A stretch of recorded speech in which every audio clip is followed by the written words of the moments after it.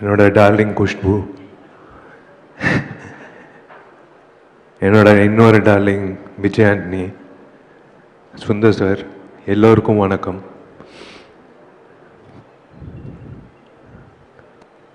முக்கியமாக வந்து I should thank sir சொன்ன மாதிரி ஜெமினி ஸ்டுடியோஸ் வந்து திரும்ப வரணும் இன் ஃபுல் ஃப்ளெஜ். ஏன்னா we are lacking production houses, to be very frank.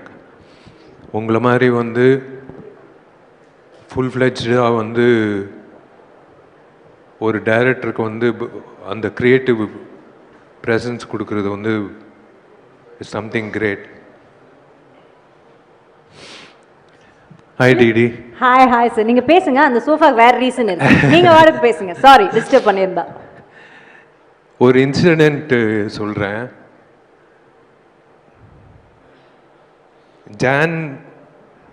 ஜான்வரியில் வந்து இந்த வருஷம் வந்து பெஸ்ட் ஆக்டர் அவார்டு கிடைக்குதோ இல்லையோ, எனக்கு பெஸ்ட்டு சிங்கர் அவார்டு கிடைக்கும்னு நினைக்கிறேன். Thanks to Vijay Antony. ஏன்னா ஒரு காமெடி நடந்தது. இவங்க ரெண்டு பேர் வந்து சுந்தர் சாரும் விஜய் ஆண்டனி வந்து உள்ள பேசிகிட்டு இருந்தாங்க. ஜி இந்த பாட்டு வந்து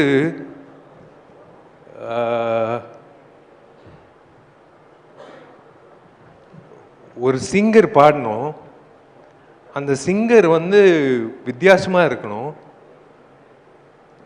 ஆனால் இனிமேல் வந்து பாடவே கூடாது வாழ்க்கையில் அப்படின்னு சொல்லும் போது நான் டோர் ஓப்பன் பண்ணி பாருறேன், இவர் தான் பாடுறாரு அப்படின்னு சொன்னாங்க.